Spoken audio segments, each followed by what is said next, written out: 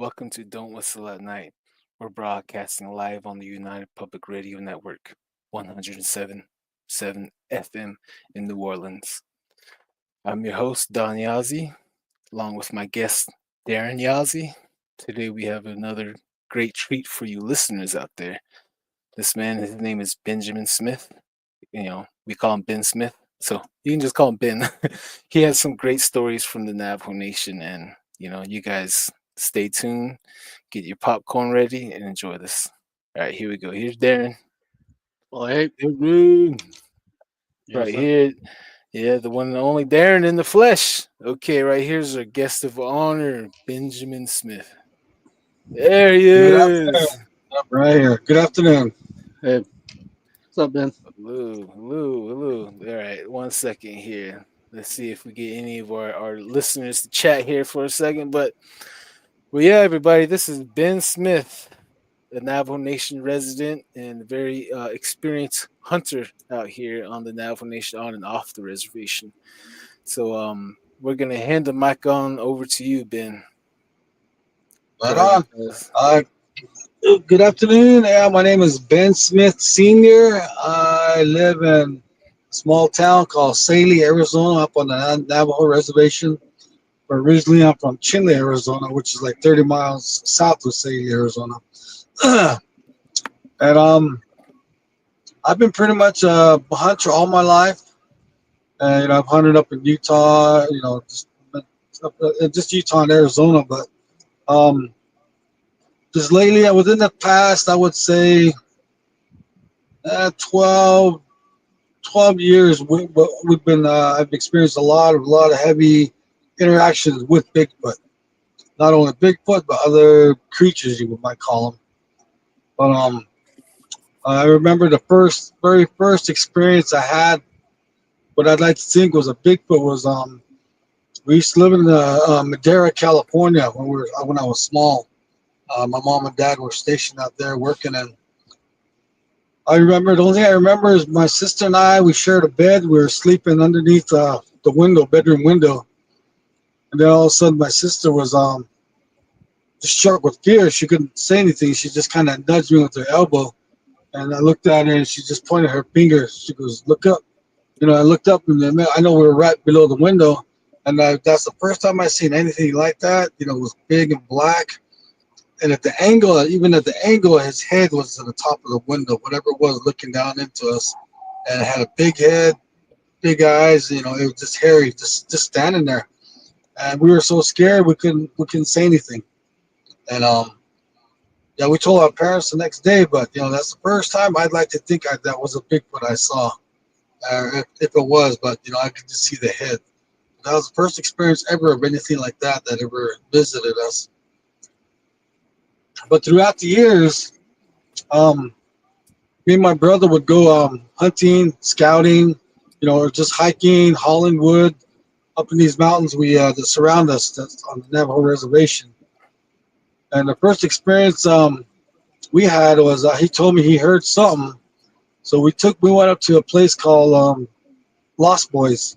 It's up in an area called Wheatfields, Arizona. And he goes, "Yeah, bro." He goes, "There's something up there, man. We saw something and we heard something." So I told him, "Well, let's go check it out."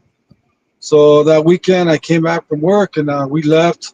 And just to kind of give you an idea, all the actions we come across is like in the evening or late at night. And we really don't see them during the day. We've never really seen them during the day, unless a story will come along. But we went up there, and I thought, I'd never heard of anything up in that area, but he did. So I went up there with him, and we were cruising along. We got out of the truck, and we kind of went away, maybe it's like 100 yards from the truck, and you have to cross a series of gates to get way in the back. That's where nobody lives. And we got back in there. Like I said, got out of the truck about 100 yards. This was as it was getting dark. You could still see a little bit of light, but he got a stick and he goes, "Check this out, bro." He goes, "Something's gonna knock back." So we got out there and boom, boom, hit a tree 3 times, and we're just waiting. Sure enough, to the south of us, you could hear tree knocks about 3 times come back at us.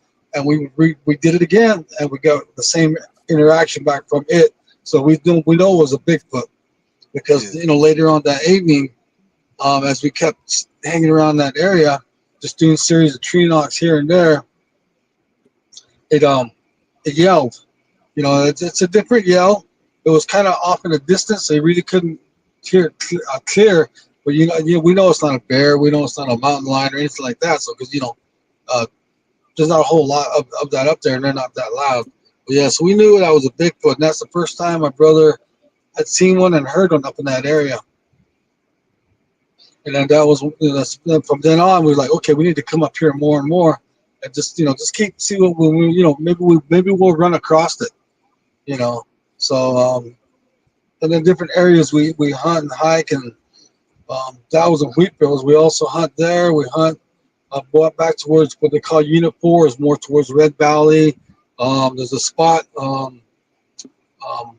southeast of Chinle is Black Mesa, series down towards Steamboat. We kind of hunt those two areas hard, and this is where all the actions have been. But the heaviest have been is up in where I was talking about Black Mesa and up towards Steamboat, and that's where we've seen the majority of them.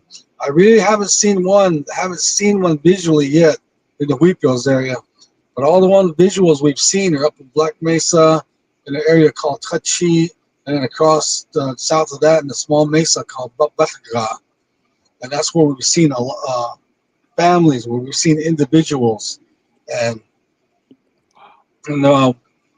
we hunt in this one spot, Bethlehem, almost every year. And the very first time we got up there, we set up camp, and and my brother comes up, and he comes up a little later. But it seems like every year from that first time is we get a visit from one. I think it's the same Bigfoot every year, because we take all the same vehicles, we camp in the same spot. So whatever it is, I know it's a Bigfoot because he's made himself known. But he comes by every year. First night we camp, for some reason he knows it's us. Then as we're setting up camp, he'll start yelling to the south of us. Well, I would say 200, 300 yards towards the canyon. He'll just be, woo! And then with me and my brothers and my sons, there he is. He's here. He knows we're here. And that's the awesome part, man, because he knows us for some reason. And he knows we're there to cut and whatever, but he knows that, so he'll start making his way. And then throughout the night, we're sitting there at the campfire. The first night, just sitting there, and then all of a sudden, you can hear some, rocks sliding. Okay, we'll start looking around, and we'll get the spotlight out, start flashing, and then sometimes you'll catch him in the trees far away. You'll see his eyes, and he'll just be standing way over there, and we'll get the spotlight. Hey, we'll kind of talk to him. Hey, we know you're here. We're just here to hunt. We're not going to bother you, but he'll make his way around. Always makes his way around to the south end of us first, and then he'll come back up around the east side of us, and then then when he comes to the north of us, when the breeze is hitting us, that's when we know it's him, because the Bigfoot smell, they stink awful, man. It's just, and but the whole time he's moving around, he's letting us know he's there by every once in a while, whoop, whoop. And okay, we know it's you. We know it's you. Basically, we'll just go about our business, and we're cooking or just kicking back, and he'll come around, and that's when we smell him. We'll go, for sure, we know that's him now. But we have yet to set up any trail cameras because I don't really want to spook him off yet, because I'm not sure how it would react to cameras flashing at him. Mm-hmm. So we haven't, where our campsite is, I don't want to lose his visits, thinking that, okay, these guys are setting something up. I'm pretty sure they're smart. They got to be. And so we haven't done that yet. I'd like to, but I'm afraid not to. Then they'll think, okay, these same guys did something last time. No, I'm gonna stay back. I don't want to, I don't want that to happen. So, but yeah, that every time we camp there in that same area, we always get, it's just that same spot though on Bethlehem. Other areas we've seen him. On Bethlehem, we see him every time. He visits us every year, and And that's the awesome part about it. And a couple years ago, he got close. We all went to bed, cooked breakfast, went to bed. Then my son usually sets up his tent on the north side of us. I'm in the middle. My brother will set it on the south side of the camp. And the next morning, my son goes, "Did you guys hear that?" I go, "No, I didn't hear nothing." He goes, "There was something standing right behind my tent." Because I was laying with my head facing north. He goes, something was breathing right above me. He said he could just hear it breathing like, just taking deep breaths. It was just standing. Because it was just standing. Because I couldn't do nothing. Because I was froze. I just stood there. Because I know it was Bigfoot, but he never been that close. And yeah, same night too. He after a while he said he felt the feeling go away, and he went back to sleep. And I guess that same night he went around on because my tent's kind of set up towards a brush, so there's a big brush kind of garden where my body is. And I guess my brother, his is set out kind of in the open, so he went around. My brother said I was laying there. He said out of nowhere, I guess he sleeps. Maybe his head impression or his body impression was on the tent, on the edge, and he said something kicked me. I go, what? I go, something kicked you? I go, he goes, yeah, something kicked me last night. And that's when my son Dustin said, there was something standing by my tent last night too. So that's the closest he's ever gotten. We see him within 40, 50 yards, but that night for some reason maybe he was just curious. So I don't know what the deal was, but he got close that night.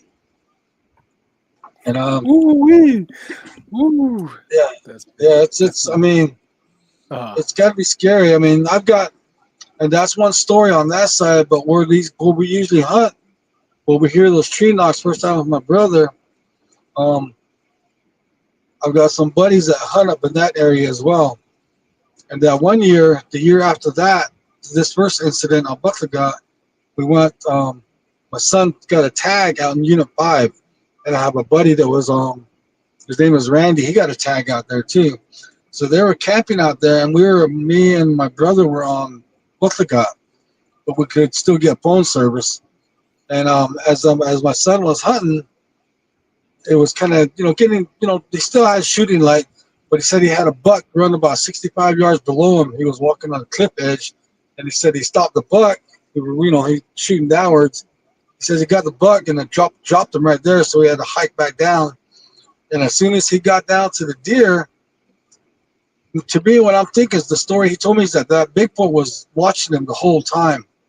Because he said as soon as he got down to the deer, right away he said whatever it was, he knows it was because just yelled out, "Rah!" real loud. He said it was close. He said he got scared. He said he just gutted it. He didn't even try to quarter it or anything. So he just gutted it right enough to where he said he picked up the buck and put it on the shoulder. And that's when he hoofed it out. And he said the whole time he was hoofing it out, whatever it was, kept yelling, screaming. Maybe he was pissed off because maybe that was his food or his what he eats, and just kind of upset him. So he said he hooked it back to the ride, just threw it in the truck and took off. And then he got to a certain point where he got on the main road, dirt road. Then he called us. He goes, "Dad." I go, "What?" He goes, "I got one. I got a big buck." He goes, "But I had to take off." I go, "Why?" I asked him why. He goes, "Something was by me. Something was chasing me, so I had to leave." I go, "What the?" I go, "Are you serious?" He goes, "Yeah. I'll meet you guys at the Saley store." So I told my brother, "Hey man, we gotta go." So boom, we got up and started heading off of Buttlegut. And then during that time we were cruising, my buddy was camping with his dad and their little group, their little hunting party in the same area. And I guess they had a gun, but they're getting ready to go to bed. And then just out of nowhere, something came and just shook the hell out of their tent. Just raw, just screaming and shaking it. And Randy said this scared the crap out of him. Him and his dad, and I think it was his brother. So they had a rifle. He said all he could do was just shoot through the tent or whatever it was. And it said it stopped. And so he said he went out, he got out of the tent. They all got out and they're looking around. And about I can't remember how far he said the tree line was. He said it kind of shined his light in that area. He said that whatever it was just standing up against the tree, all big, just kind of swaying back and forth. And he said right then and there, he said he knew it was Bigfoot. So he says, luckily they didn't get dragged with the tent, but just came and just shook the hell out of the tent with them. And he said they just left everything behind. They just jumped in their truck and took off. They never went back. So that's that same night so I'm assuming that when my son killed his, that Bigfoot might have been upset enough to go wherever the next party was, and was just upset over that. That's what I get is that they got Randy and his group got the brunt of what Junior did, shooting the deer, and I just get that feeling that Junior was being watched the whole time, and so when he took the deer, that Bigfoot got upset. So that's what happened, and so that was scary for Junior because he was hunting alone as well. Yeah. He just had his bow. He didn't have a rifle or a sight piece, so he had no choice but to just it was a big buck. So I can't imagine how he just threw that big buck over his shoulder and hoofed it out of there. I think it was adrenaline, man. Yeah, adrenaline got to him. It was boom. Yeah. So that was wild, and I mean, there's that, and then that's the only time. Go ahead. Let me catch up the viewers real quick. Let me pause you real quick. Sorry about that. That's fine. Right here. Yep. Sorry, Kurt W75, Don and Darren. How are you guys? Doing? Great to see you guys. Peace, Ben. Good to meet you, sir. Good to meet you too. Yep. And then here's Heidi. Good day, Don. Right here, let me pull this up here. Okay. Good day, Don, Darren, and Ben. Much love from Boulder, Colorado. I had my phone on Do Not Disturb and didn't get my notification. Glad I'm not late. Yeah, she's one of our, she works for the network. She helps us out a lot. Really helps us promote the show on social media networks. Very, very helpful. Right here, this is Kurt W75. Yes, highly intelligent, and you're in their backyard. They got home field advantage and know how to navigate it. Oh yeah, for sure. Oh yeah, for sure they do. Yeah. Audacious Amber, what up? What's up, fam? Oh yeah, what's up? Let's see here, right here. Another one, definitely adrenaline. Oh yeah, for sure. They're heavy. They're really heavy. This is right here. She says, "Wow, Ben." All right. Yeah. You don't hear these stories anywhere. You don't really hear much stories like this. But yeah. Did your son like have nightmares? Do you guys like get recurring nightmares of these events in your life, or? I'm pretty sure it affected him somehow. Mentally. Because I mean, who wouldn't be affected by something like that? I've experienced the same thing, and I always bring back my memory back to that. Like, man, I mean, if that thing was closer, I wasn't prepared either. I was hunting at the same time. I did the same thing as he did. I only had my bow, and I didn't have no sight piece, and that thing was close. Even though I didn't make a kill, he was still close, and I got out of there. I had 3 or 4 miles to get to my vehicle, but I was tired, but when that you just hit a different power mode, adrenaline just boom. I got to get out of here, man. He just, so I imagine when he did that happened to him, that deer probably didn't weigh nothing to him. He just booked it out of there. And to this day, my buddy Randy they haven't gone back into Three Boys yet, or camp out. Nobody hardly camps up in there just because of that. So. Oh man. Another thing. Do you know the story of that Three Boys? The story behind it. Why it was named? Do you remember? There was a while back. It's been a while, but there was 3 young Navajo boys with their families up there. I can't remember if it was hunting Hollywood or hunting, but they wandered off and they got lost, and it took a while for them to locate them, and they just went off into the forest, and there was a lot of people out searching for them, and they found them, but after that area was deemed Lost Boys, because of those the three little boys that got lost up in that area. Oh man. So, so I mean, with you hear stories, I never heard anything about them after that. But if something, you hear stories of Bigfoot helping out little kids, keep them safe and stuff. That could have happened up there too. But I just know that in that area, Unit 4, Unit 5, say they're more aggressive. They don't. They're just more aggressive than the ones on the west side. I don't know why. Yeah, maybe because there's just more people on the east side, but they live up in the mountains.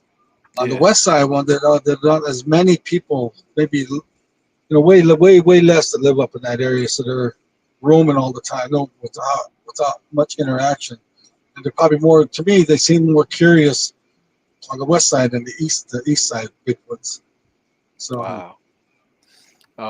I ran into a pinyon picker out on the Fort Defiance Plateau, and they told me that the ones on Norbana Pass up on Chusca Mountains are bigger than the ones where they were picking on the plateau are smaller. I was wondering if you heard anything like that before. yeah, my brother, my cousin, his name is Cameron. They hunt up in Unit 4. And they came across something big. He knows it was Bigfoot, but they had to also book it out of there because it got aggressive with them, throwing stuff at them and yelling at them. So as soon as they said they just hooked it, it got dark on them. They hooked it back to their truck. And as soon as they got in their truck, backed it up, took off. That Bigfoot was so close, he came and boom, slapped the side of his truck with his hand. And he said they just left. They didn't stop until they got to where they felt it was safe. They got out, and he took a picture of the handprint on the truck. Because, the truck's usually dusty. When you go hunting, all that builds up on the truck. He said you could just see that big, huge handprint, boom, on the side of the truck by the tail lights. So, yeah, there's a mean one up there. There's a mean one up there. Wow. We when we did our documentary last year, we were running around Norbana Pass. Will he had his camera. He's just shooting camera around, just doing 360, and he sent me a picture, and it might be a white one up on the ridge watching us way up there. It's a huge one. So, and then I found a local. He said that there's a white evil one that lives around there and eats horses, and we found the pile of horse carcasses. His kill site is. So we looked at the bones. No scavenger marks, no cut marks, nothing. Everything was pulled off the limb by limb. Yeah, yep. They are strong, that's for sure. I mean, that's like I was telling you that one time there was right there in St. Lee where we live, just about, I would say, 2 miles east of where we live. This lady came. Well, she contacted my wife, and she said, "Hey, I know your husband does a lot of, goes around hunting, and they see Bigfoot all the time, and think he can come to the house and see if this was Bigfoot that took our goat and killed it." And then as soon as my wife told me that, I'm like, hell yeah! Oh, we're going. So me and my wife went up there, and I took a couple of my kids, and we met her. I can't remember her sister's name, her cousin's name. But yeah, so we got there, and we was okay. So we're here for the Bigfoot. I kind of walked me through it, where she showed me where the sheep corral was, and from which side they took it, and where it dragged it. And she didn't want to go back there because she seen where it took it. And she goes, my family, we don't want to go back in there. So maybe that's why I called you guys to see if you guys can check it out for us. And I go, yeah, we'll do it. So we went, we took off. We kind of drove as far as we could. And I told her, can we drive through your property and get as far as we can? She said, yeah. So we drove through and come to a point where there's a big gully and we couldn't pass it. So we stopped there and packed up all our stuff and started hiking. And we seen some signs, and then we seen an old footprint, and which wasn't fairly new, but I knew it was a footprint. It was big, and I know there wasn't a place where horses and cows can get in. So we know it couldn't be that. So it had to be a footprint, and we kept going, and we come across some hair. We still have the hair, but I haven't had anybody analyze it. But we've come across some hairs that were caught on like something crossing a fence, you know, and then so we got that saved. So we didn't see a whole lot there as we went in further. But the thing is, it was eerily quiet. You couldn't hear birds. You could, after a while, you can hear traces of other animals like footprints, hoof prints. So for some reason, back in there was quiet. It was strange to us, and so we started. We got done investigating, and we really couldn't see nothing. And so we started coming back out, and it was towards evening. And then to the west of us, we just kind of took a break to get some water. And all of a sudden, out of nowhere, woo! Like, what the hell was that? And it came to the west of us. And right after that, you know, my kids kind of got scared. And what was that, Dad? I go, I don't know. Something whooped. I'm not sure. It didn't scream, but it whooped. Then, sure enough, right after that, again, this, you know, it was like it was working its way north, east of us, kind of moving east because he was on the west of us. Now, all of a sudden, whoop! So that's when I knew that there was one there. And my kids got scared, so they wanted to go. So all right, let's go. So we left. We just started hiking back, and we seen where on our way in, where Gladys, I can't remember. I think it's Gladys. I can't remember her name, but we seen the carcass where looks like that goat. There was no knife marks, no teeth marks. It just, you know, ripped the legs off or whatever it was. You know, something had to be strong just to rip the legs off, and, you know, just left the carcass. It just took what it wanted, ate what it wanted, and just left. So we knew that was it. So so from that night forward, they don't go outside anymore at night. They don't. Once they're done in the evening with the chores outside, they go in and they stay in. To this day, they're still afraid of going out. So just because it came that close to their house, and took one of their goats, and, you know, and not too long far after that, I took my brother up there. Because I told that lady, can we go up there and check again? We want to set up some trail cameras. So she said, yeah. So we went in there. I hiked with my brother. We checked a couple other spots, and we didn't see nothing. So we went back to the original spot, and we set up some trail cameras. Then we said, let's go up this ridge. So we started hiking this ridge. And the funny thing is, it's quiet still. You can hear no birds, no nothing. Then there was no tracks of anything on this ridge. You would think, you know, the animals would cross. You would maybe see a fox or a coyote or even deer tracks, but there was nothing. So we got way up there to a point. There's an old dried up water hole. We just kind of checked around the sides. It was dried up, so there was no signs of anything. So, and then while we're up there, me and my brother just kind of made something that sounds like woo, you know, just kind of waiting for any reaction, and then some tree knocks, but there was nothing. Like, dang, what the heck? We're sitting there, and all right, then, well, let's get out of here. So as we were starting to go down the ridge, that same ridge we walked up, we were just walking down. But all of a sudden, I don't know, we're tree knock. Like, holy shit. So we turned around, and we're just kind of looking up the ridge, and you could hear something walking. Like, what the hell is that? It was a heavy walk, too. And then Hanson did some knocks, and also knocked right back. Like, oh, shit, we'll get out. It's whatever it is, it's coming down that ridge. I don't want to be here when it gets down that ridge. So we kept going down the ridge, and it was behind us.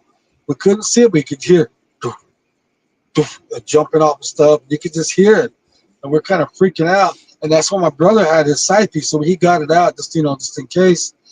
And we made it to a certain point where we went up. We got off the ridge, and we just stayed at the bottom of the ridge at a tree. He goes, let's just wait here, just in case it comes out, because that's where we had the trail camera set up too. Well, the trees was the ridge had a bunch of trees, and you could hear it up there, but we could not see it. Yeah, we're just sitting there. We're just waiting for it to come down. We don't know if that was the aggressive one or what if it was a different one. So we're just waiting, and it just, you could hear it up there rambling around, and like, dang it. So let's just get out of here. So we left the trail cameras, and we took off. And the whole time we were at the bottom of the ridge, he was at the top. whatever it was stayed with us all the way along the ridge. And at a certain point, the ridge opened up and it stopped there. We kept going. But when we got to the bottom, there had to have been two of them because whatever it was up here, I know was a Bigfoot. But that same area where I went with my kids, whatever it was, that one screamed. What the fuck? We kind of got lucky. We got two of them. There's two up here. So we're like, oh man. So we just left. After that, we weren't going to stick around. And then later on, we came back to get the trail cameras, and we just went in quick and got them and got out. We don't want to stick around. But we didn't get. We got horses, other stuff on there at the bottom of the ridge, but they weren't coming out with us at the bottom. So for some reason, there was no action on the top of the ridge. So I'm thinking that was his territory or something. So, but yeah, that was that one was kind of aggressive. I would call it aggressive because it followed us down. It followed us down, and it was wild. I have not gone back up since, but I did get some tips from another lady about a month ago.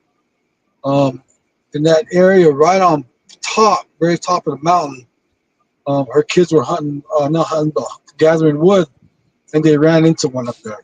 They said it was kind of aggressive, so that made me curious. Like, damn, I need to get up there, but I need to know exactly where they saw it at, what area. So I want to go up there and see, for myself and try to experience what that one is up there. But my brothers, our schedule kind of goes. It's not always on together. So my sons aren't here, so he's my only backup right now is my brother. So I'm not allowed to go by. I'm not allowed to go by myself. Yeah, So, that's good. But yeah, that's wild, man. Oh man. Hey Darren, you got any questions? Oh yeah. Do you think this is territorial Bigfoot? Like one Bigfoot in this region. If you always encounter this Bigfoot, or when you You go want the one hunting. in the other area? Yeah. Where we going? Yeah, I think I have a feeling it is territorial because if it wasn't, he wouldn't be around. I mean, we come up in the evenings, and usually wood haulers are already going back down. So when we come up in the evening, it's still kind of almost dark. So we're making noise up there, and he's just seems to be in that area. So and he's probably used to. Okay, I saw that truck last year. It's the same truck that comes up every year. So and cats in that same spot. So I'm thinking it knows, and we're just happen to be in his area, and he just comes around. Because we've encountered on that same mesa a family and a few other ones in different areas. So the one we've seen here, we don't see it out there. He sounds different. So they do sound different. They don't. Their vocals aren't all the same. And what's the range between these two areas that you have these encounters with these Bigfoot? Or are they? Okay, the one on Saley area, you're looking at. I don't know if you know where Cottonwood, Arizona is. Out towards Blue Gap. Yeah. Towards Pinon. Yeah, there's that spread that between the separate mountains. So they wouldn't. They would. I mean, if they were to cross, they'd be crossing the long flat range. Yeah. I don't think they would. Tell me something. Do you always get an elk or a deer every time you go out, or Well, we don't not every time, but we do see them. We do call them in. They call them in. It's just that's why they call it hunting, not killing. We get within range, and all of a sudden the elk will bust us, or something will happen where you're about ready to get a shot. Then they'll just book it. That's many times. So we don't get a kill every time. Yeah, the reason why I say that is maybe it's just how would you say, kind of scavenging your hunt afterwards. If you got your kill out there. Yeah. So Exactly. that's why I asked that question. Now, what did you ever see one? You see a couple of family, right? Yeah. family? There was the same area we hunt where we camp. Um, there's a spot northwest on that plateau. And one year we went up that way. It was me, my son Dustin, my other son Tyrell, and then my son's friend Kyler. We all went up there, and we all got out of the truck, started hiking. We try to stay like 20 to 30 yards apart as a team. That way, if we see something or hear something, you just kind of you sign the language, and just So as we were hiking,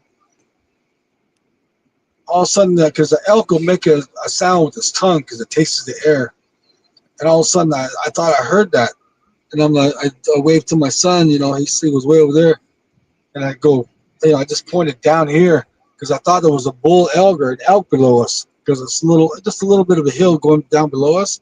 So I just waited on them. So I told them to come over. I told them I think there's one down here that we can, stalk.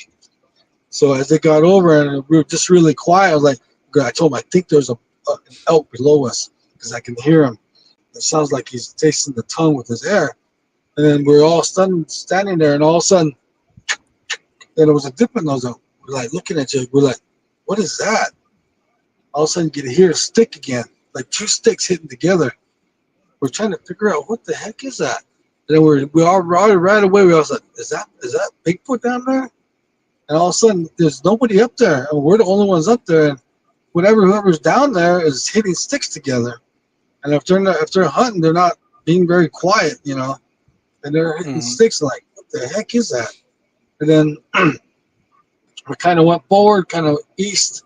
We heard the noise, just kind of maybe get around it. And then just right then, out of nowhere, about 80 yards, there's a small hill to the south of us. I later on when I investigated, it was about 80 yards of where we were at. All of a sudden, out of nowhere, whoop, whoop, whoop, 5 times. Holy cow! That stopped us in our tracks right there, loud and clear.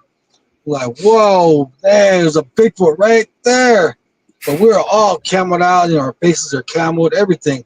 So whoever it was hard to spot one another when standing next to a tree. So we're all standing there. Then it was like, okay, well, if that's a big Bigfoot, what's this one down here? And whatever was down here kept clacking the sticks. And then we thought, dang, I'll bet you that's a juvenile down there, a little one, just playing around in the trees. And that's got to be the mom up there looking down at his child, or just keeping him in, in range where he can hear the kid or the juvenile. And we're like, dang, what do we do? I go, should we go down to see where this juvenile's at? Or what's going to happen if we get too close and that thing sees us? We're just all talking about it right then and there. Then right again, whoop, whoop, a few times again. She was just keeping in contact with whatever was down here, which we know is juvenile, and it's still clacking. We're just playing around. And we're just standing there. I mean, this has only been maybe 5 minutes by now. We're like, damn, what do we do, man? We're all standing there, and do we go after this little one, or do we go up this way? What do we do? And then out of nowhere, man, just really loud. It was like I've never heard a scream like that. It was like somebody screaming in pain. It sounded like an old lady mixed in with. I've never heard a scream like that. It was just a totally different. And we knew then, what the hell was that? It came from the same area where the whoops came from. And about you guys ever? Oh, sorry. Go ahead. I was just saying that throughout the years, I've always heard about Bigfoot sounding like a ninja warrior, how they talk on TV. The samurai? Yeah, the samurai. Samurai.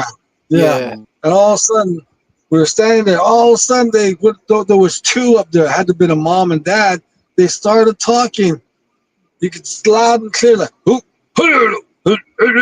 holy cow, man! It's true. They sound just like that. I'm like, whoa! Me and my kids are like, oh my god, we're just freaking out.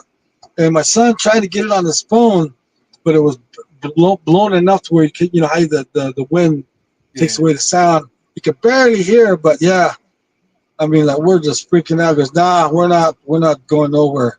If that's the dad, that's on the big. I go, we're not gonna do nothing. We're not gonna go that way. We're not gonna go down there. So that scared us enough that okay, we're just gonna back out slow. So we left the spot and we hiked back to our truck, and that was it, man. That's the close. That was a family. It's the first time I come across a Oh family man. like that. Oh man. Quick Huh. question, Ben. Quick question, Ben, for you. About 2 years ago, I went hunting close to Whiskey Lake, and we bagged a deer, and we gutted the deer. And within about like 40, 30 minutes, we left the area where we gut the deer. We heard all these coyotes, calling, and they're gathering there. We're really close to where we gutted the deer. My cousin and I and my grandfather were at a camp. We set up camp, and within a few minutes of them bickering down there, we heard, the most gigantic roar, So we heard the roar, Oh and we damn! heard all the coyotes crying. We heard the coyotes sound like they got, something horrible happened to them. Sound like they got caught up. And, we left the guts, we left all the stuff there at that pile for them. So, that was probably the best sound I have ever heard in my life, that giant roar in the forest. And, after that roar, my cousin, his eyes was huge, his mouth dropped, and my grandpa, he's a pastor, and he doesn't have good hearing, but his eyes was huge. He's like, "Did you guys hear that?" He got up, he went straight to the tent, and he came back with his rifle. He sat down with his Hmm. rifle across his chest, and the wind started blowing. And the next day, my grandpa got up and he's all like, "Sasquatch can't be everywhere, but Jesus Christ can be." And I Hmm. was like, "Yeah, you're right. But last night, Sasquatch and Jesus was here last night." Yeah, yeah, it That's was. cool. so Yeah, I was so wondering if with you heard anything like that, like when you hunt. Oh, sorry, Darren. Like when you hunt and you leave, the guts, the intestines, all that stuff out there. Have you ever heard anything like that? Like them fighting We've over left. You know, like you said, we leave the stuff like we've never heard anything um vital or anything. Our main concern is always because there's a lot of mountain lions. It's when we make the kill. You know, we just kind of be ready for a mountain lion. That's my main concern. Not so much Bigfoot. So my main concern is getting snuck up on a mountain lion when the kill is fresh. You can smell the blood.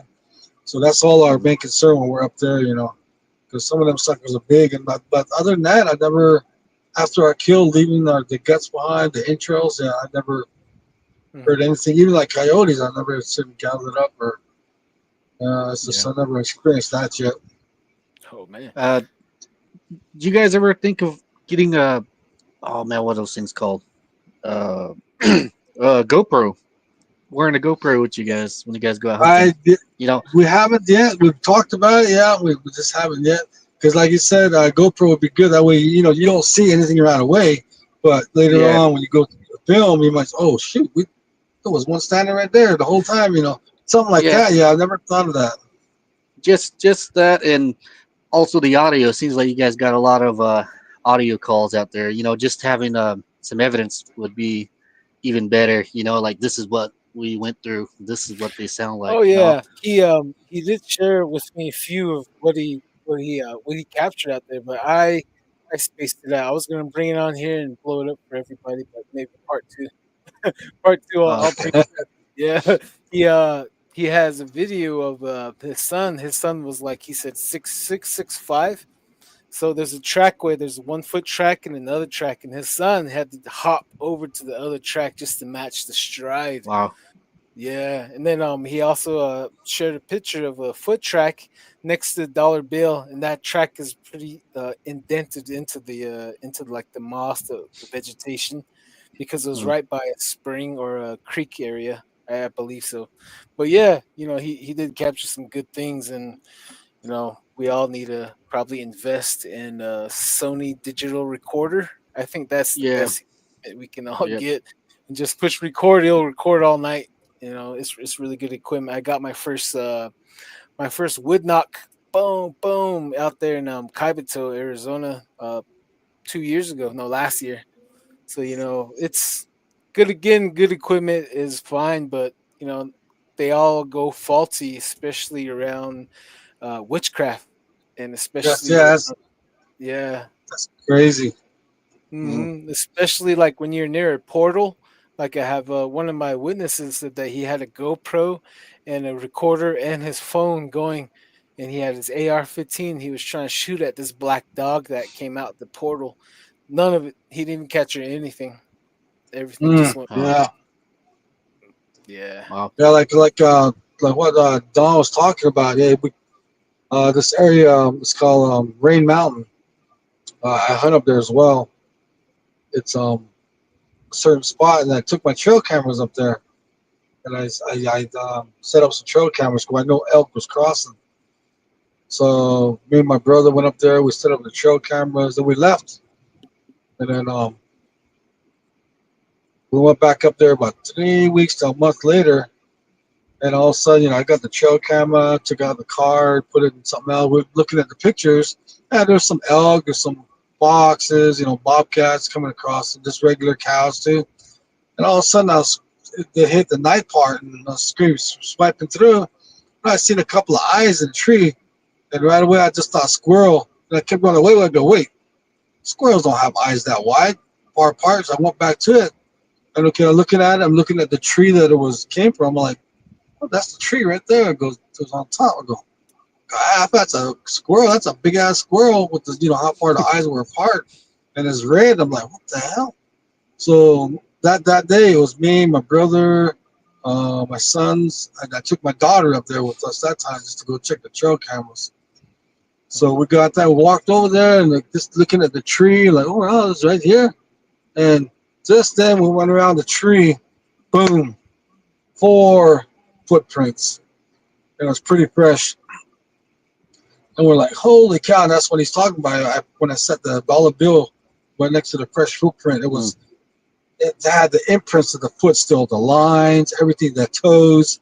It was cool, man. It was 4 of them, and we measured it from the first footprint to the fourth footprint was 27 feet. So there was a 9-foot span between each foot, each step. Wow. So, like you were saying, my my son's 6'6", so he ran. He couldn't get that 9-foot spread running. So, and then later on, okay, look, let's just check this. So we got a string, and we just figured out the angle from the camera to where the tree was. We saw the eyes and where that thing was, and we just calculating everything. The eyes were around 11 feet. So you're looking at the top of the head. This thing was probably close to 12 feet tall. Yeah. And those that's about right, because all the ones we've seen up there, they average from 11 to 12 feet tall, and they are big. Big shoulders, big arms. They're just monsters up there. Wow. So, And you eyeballed a couple of them, huh? You seen them personally, the Yeah, Bigfoot. yeah. Uh, Oh yeah. can you give us a description of these Bigfoot? What did short hair? Okay, the ones I've seen. Okay, the very first time I seen one, we're set up. All this is hunting again, and we're hunting in a spot where there's three valleys that come in. And my brother's calling. All of a sudden, we hear 3 elk bull coming in. They're screaming like crazy. So my brother goes, we're all set up right here. He usually goes back about 50 yards and keeps cow calling. And he kept cow calling every once in a while. And one bull pulled off, another bull pulled off, but the one kept coming. And I was getting ready. I was ranging everything. I had an average about 25-yard shot where it would have come if it did come in. I'm sitting there, we're losing light a little bit, but I still had enough light if it came in. And I'm sitting there and I guess my son was worried too, so he took off his shoes. He didn't want to make any noise. He came up to me and goes, Dad. I go, what?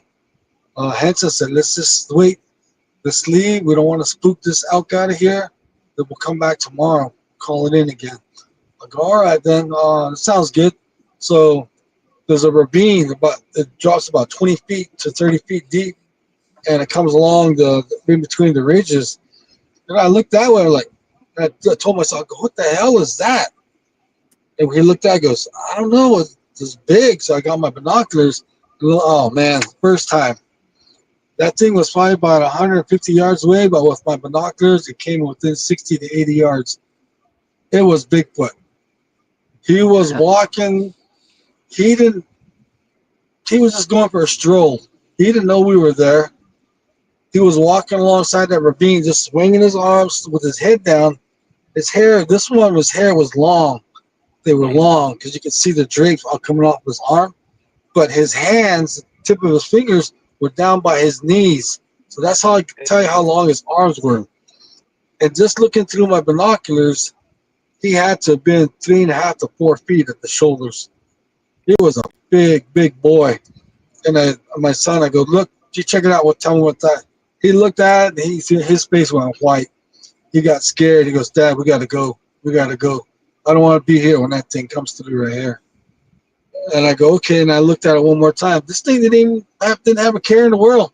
He was just going for a nightly walk along that ravine. This thing was big, man. He was big. He had to have been around that same size, 11, 12 feet tall.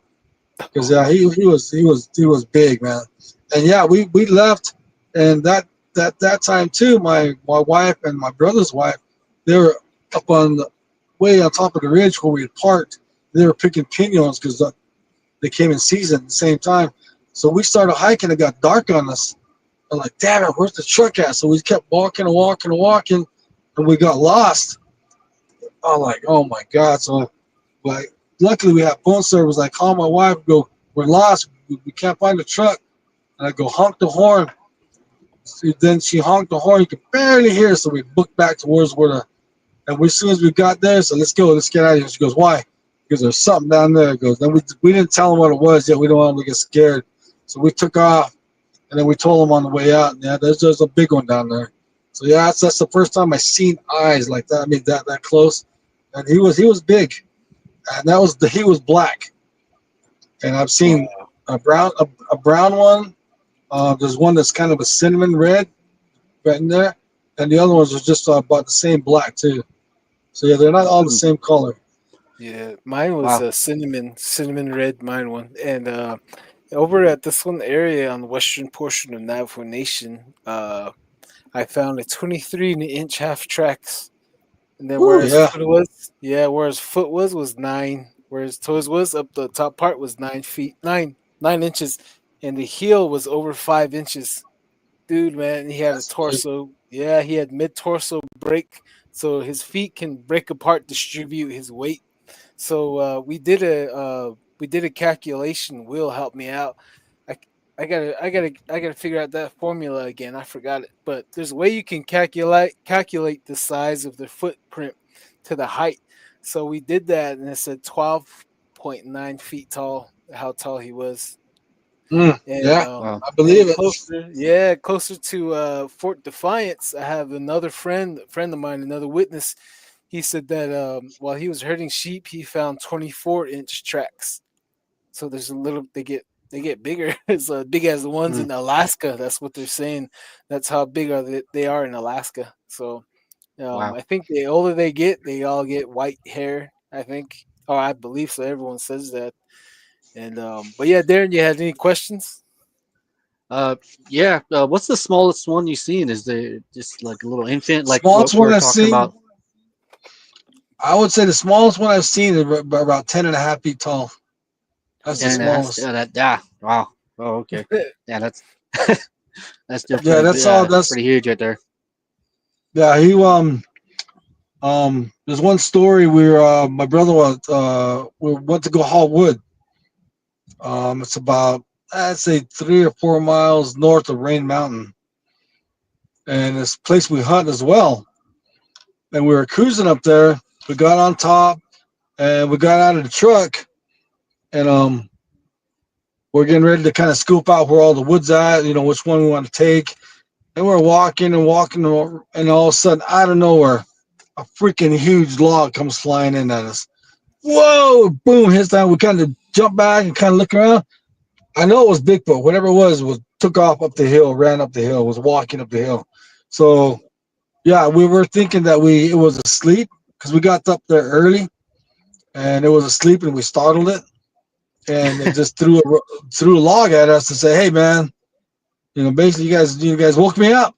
So we ran back to the truck, whipped out the chainsaw, and just started it, man. Run, run, run, just kind of standing there. Like, what the hell? And then after about 30 minutes, the feeling went. So he probably left because the feeling of him was gone. So I was like, damn. So we just Wow. we stayed there, loaded up some wood, and got out of there. We didn't go back after that. We never went back. I Oh, wouldn't so too. the Bigfoot was trying to hit the alarm, huh? Trying to Yeah, woke him up. yeah. Wow. Right So here, Kurt you did. W75. Oh, sorry, real quick. Kurt W75. Ben does great whoops. Awesome call, buddy. Yeah, I've heard it Yeah. many times. So I might turn into Bigfoot later. What's up? More Ali. Hello. Then Sparky's Paranormal and Outdoors. Hey, all. Hello. How are you What's up? doing? What's up? It's Yeah. not Sparky. Yeah, and I think this is to that the audio, the GoPro's going dead. It says I would say audio and video mess up more with energy from entities or spirits. Agreed, agreed. Yeah. Let's see here. And then they said Kurt says damn, that's massive. Oh yeah, about the size we're talking about. Oh wow, let's see here. Kurt Sparky's Paranormal Outdoors says that's like the size of the Upper Cascades in Washington. Oh, nice, Mm. nice. So no family units. We got a question right there. Have you seen? Yep. But yeah. There's definitely family units. You told us stories on that, huh? If you want to answer Sparky's question, Ben. Yeah, there's like I said, we've encountered one family unit, and I want to go back up there in that same area because I think that's their territory. And I just, like I Mm. said, I'd rather go with more than two people because I think whatever that thing was, that one's big. He's big, and I would hate to cross him and upset him. It's just that's all it is. But yeah, there's family up there, so Mm. I imagine there's more. Mm. We just ran into the one so far. Oh yeah. Huh. Over in Kaibito, Navajo, or western side of Navajo Nation. So another portion has a family group of 9, and from another area, there's family groups of 4 and another 4, and there's also a white one with a little red-haired baby running around as well. Mm. So like, there's multiple of them out there in the canyons, deep canyons on the western side of Navajo Nation and the Grand Canyon as well. Yeah. Darren, you have any questions? Yeah, I would say so. You haven't seen an infant or like what we're talking about before the interview. They that Don was saying that the Bigfoot came by and snapped a lamb's neck and gave it to the baby to drink the blood and stuff like that. Uh, so you haven't seen no like a mother type deal with the breast and or children like that. No, not visually, but like I said, that family's what we heard, Mm. and I wasn't about to get any closer than where we're already at because the Oh way yeah, that the way the male screamed, I didn't. There's no way I'm getting any closer. yeah, We were leaving. yeah. I think people need to understand like how actually tall 10 feet and 12 feet is. Uh, me, I'm like almost like 5'9", somewhere right there, and I work with a conduit at work, and each piece is about 10 foot. So Oh yeah, even me just standing next to a piece of conduit, you really get the size comparison to where Yeah. humans stand at. It's these are Hmm. massive creatures, whatever they are. yeah, Whatever they they do. are. Yeah. Exactly. I like to get a measuring tape and lay it out like that's how tall 14 feet, 12 feet. That's how big they get. And everyone's like, Mm, oh my gosh. I'm like, yeah, his chest is 5 feet, 4 feet, you know. yep. So, who knows what type of if they're nice or not. I don't know if they get a kick out of stalking or scaring the crap out of you. Or like, out on the different areas, they'll stand by like a stop sign and they'll whistle through their teeth. He whistled at one of Mm. my Oh that. brothers like that. Uh, have you heard anything or seen anything like that? Whistles? Oh yeah. That time when we checked the trail cameras, when we saw the big footprints, we measured it on our way down. Um, we're hiking back, but it's about 3 miles to the truck. So hiking back down, it was up there because it made itself known the ridge to the just to the east of us, as we were walking down, you could hear something up there. And my son's like, "What is that?" I go, "I don't know." I go, "There's something up there." We all heard it. And then my brother goes, I can't whistle very well, but he whistled, and that thing Mhm. whistled right back. I go, "There's no way nobody else is up here. There's no way nobody else is up here." So we were with my daughter. She was little, about 12, 13. I go, "Nah, you're going to walk in the middle of all of us. You're going to stay right here." So we made sure of that. And on the way down, my brother would whistle right back all the way Oh, down. And it would made itself known until like the same thing. As we get out more into the open, it stopped in the tree line and we just kept going.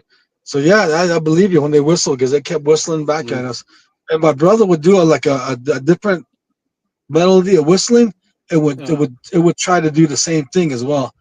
It was wow. Mm. wild. It was nice. It was cool, but a little freaky.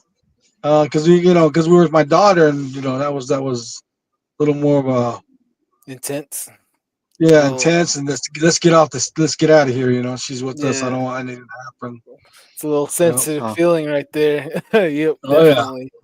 Yeah, Yep. like in this mesa, we're out and about, and we felt the ground shaking. They threw rocks towards us, like they pushed a huge boulder down towards us. And when they ran Hmm. off, we felt the ground shake. And my son, he grabbed both of our dogs. He wedged himself deep in between the trees, and those dogs they're laying on top of him. Everything got real. It got really sensitive, and what was going through my mind was like, why did I put my 10-year-old in this? you know, Yep. so Yep. yeah, yeah, yeah, it gets real, and Right. ever since then, he doesn't like coming out with me much at all. So I'm like, well, I'm wait till you're 17. We're going camping. Huh. But you got Wow. anything to add, Darren? Yeah. When you Well, it add, seems like you. Oh, go ahead. good, good. Well, I was just gonna tell the story, but go ahead after the question first. Oh, yeah. It seems like you guys got a lot of action out there. I do Oh, I've applaud you got. for helping out the family. Especially if they don't know what to do. Some people they know what's out there, but they don't know how to protect themselves or take care of themselves, especially the elderly. So yeah, you see like you got a good spot, Bigfoot wise. Little Bigfoot paranormal, Bigfoot Hot research spot. and defense type deal. Oh Yeah, yeah, and that. yeah. So, uh, has this place always been this way? Has it? Well, has this place always been Bigfoot? Like your grandparents ever talk about Bigfoot being out there, or? Yeah, we tried asking my wife's grandmother when she lived with us, because she lives up in Mm, Saline. That's where they're from, and she goes, "No," she says, "No, I never really heard about it. I never was told stories about it." She didn't know anything about it, and huh? so she didn't know. But from Buthaga's side, my son's girlfriend's grandfather, he's heard of the stories up there. He just, when we go hunting up there, he just tells us to be careful. That's when we first heard about the story of the lizard man. You know, Oh, Oh, we oh we yeah. were we, we were going up there and we are going scouting. We weren't actually even hunting, we were scouting. So we started going up with me. There was about six of us, and it was all my brother and my sons, and we're all going up there, and we went to the furthest edge, and because I knew of a trail way back in there, I was wondering, maybe elk use this trail or deer or horses, So I wanted to check it out. So we all cruised way back there, got out of the truck, and just kind of scouring the area, and we seen some petroglyphs. We're, oh, cool! Check these out. We're kind of checking them out, and then there was a trail that goes down all the way back down off the mesa, and I noticed that right off the bat. But first, we were checking this stuff out, and all of a sudden, out of nowhere, there's a right off the trail, there's a big, huge boulder that just got stuck there, giant boulder. And all of a sudden, I heard a bunch of rocks falling. What the hell is that? So I said, maybe in my mind, because of hunting and we're out there in the wilderness, I'm thinking, is that a bear or a mountain lion sneaking up on us? So shoot, so I went down there. I was going to go down the trail, and then my son goes, don't go down there. You don't know what's down there. So I came back up because you have to come around that boulder, and I don't know. I didn't want to be surprised by mountain lion or bear. I thought maybe it's a good idea. So I came back up, and then you could hear the rocks falling. And there's a where we're apart. There's a big slab that just sticks out. It's probably like 6 or 7 feet by 12 feet, and just landed there millions of years ago, just sitting there. So I crawled up on it. I was looking down, and looking where the rocks want to fall, and looking down way at the bottom, towards the bottom of the hill. All of a sudden, out of nowhere, Dustin Junior. I called them all. Go, what the hell is that? And then we all got to the edge. Sure enough, man, this thing looked like a lizard. It had a big green head. It was tall, and it just kept looking at us from behind a tree. It didn't stop. We all saw it. It just, kind of looking at us from behind. It was green. So that's what freaked me out. I've never seen anything like that. Bigfoot is not green. This thing had no hair. It didn't have any hair. So whatever it was looking at us. And I think that's what was below us when we drove up, and it made its way back down the hill. And yeah, we all freaked out on it. I mean, my Man. brother saw it, my boys saw it, and they're like, "Wow!" And then Dustin said, "Yeah, Shay's grandpa says that there's a lizard man up here." And I put Wow. two together. Okay, well, we just saw it. We just saw it. So So that's when the you Wow. first seen it, time. it was just watching you guys, and did you hear it take off, or how big it was, or anything like that? Well, the trees are like on the Buffalo. You're looking average. The trees are like maybe 9 feet tall, maybe 10. So whatever was down there, you could see he was almost as tall as the top of the tree. Oh So he was snap! he had to been 8 feet, 9 feet tall. Yeah, so Was he he wasn't small. was he on two legs or on four legs? Yeah, he was on 2 legs. Oh man, Hmm. long Yeah, tail and everything, huh? yeah, he was the back part because he was facing toward us, so I couldn't tell if I had a tail or not. So Oh because he yeah. was out looking up from behind the tree, investigating himself, and there's no way I'd be up there by myself if I something saw. Yeah. Woo. I would have ran back to my truck. Bigfoot, I can probably hack if I saw it. Oh wow, man, let me go investigate. But that no, if I'd have been by myself and saw that, I'd be in my truck, man. I'd be going. That Oh Hmm. was even with all was there. That was still kind of scary because I never seen nothing like that, or even imagined ever seeing anything like that. oh man. Like Huh. I Yeah. said, you don't Wow. believe stuff until you see it. And Man. the Right. good part about it was I wasn't the only one who saw it. There was other witnesses. It's Hmm. a lot better when it's like that, isn't it? Yeah, yeah, Oh man, Wow. I would have had an underwear changing moment right there. I would have had a yeah. bowel moving That moment. was. I'm like, okay, wow. I'm pretty sure. Huh. I'm pretty sure it's still up there. I'm sure Wow. I'm too. pretty sure. Now, So this is uh, a Baslaga. Oh, go ahead, Darren. Sorry. so doing this, man, I have so many questions to answer that I want, answer questions. You would, I would think of a lizard man. The only way I would see a lizard man would probably be the Fear and Loathing Las Vegas. Like, what when you say lizard, what kind of lizard would would you point it at? Like how they had like chameleons or Just your even just a regular horned ordinary. toad. Yeah, just a regular lizard, not a horny toad or a chameleon. Just like you see running around, like you're off in the rocks, you see one take off.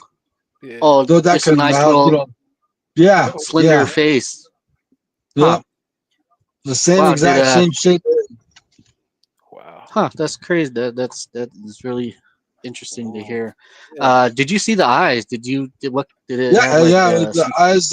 It was the eyes were wide, just like it's like just open, fixed. So you didn't see no blink.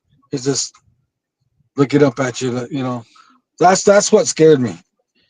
huh? Like whatever that is, it's no, it's not. That's not that. Whatever that is, it's not normal. That's Did not it normal. did it have your signature reptilian eyes type deal? Snake eyes type. Yeah, yeah. Huh. Basically, yeah, Hmm. Just white That's not eyes, right? yeah. that's not a pretty Wow. sight to see. Woo! That's crazy. Yeah. We definitely need to go over there. I wonder what they like. Pork, beef, probably don't matter, huh? Like blood or anything. That's pretty cool. That's pretty Yeah. scary, by the way. But yeah, it is. But actually, I do believe you on this. before, a couple of episodes earlier, I did talk about a giant lizard out there. Out there in towards the Zuni Mountains that people seen running around out there, and they would take livestock and eat it. And surprisingly, it's not a small creature at all either.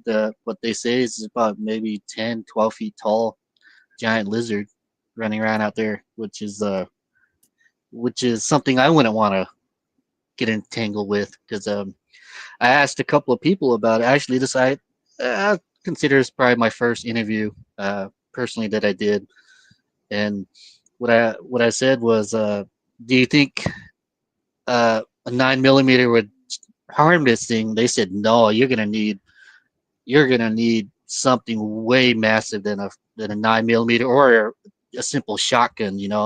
This thing was so big that I don't think it would have done nothing." So yeah, I do believe you. I do believe you. Giant That's pretty lizards. crazy. Yeah, we have 'em. My in-laws have plenty of stories of that lizard man. Even if it, like I was saying earlier, it it went up to one of the in-laws. He's a lineman checking out one of those poles on the mountain, and it came to him and spoke to him in Navajo. Spoke to him in Diné, saying, "Not one grain of dirt, not one rock leaves this mountain. It leaves as it is. Try to keep it that way. You know, and Hmm. Yeah. oh, whew, wonder what's the original word for it. Need to go out to find some elders.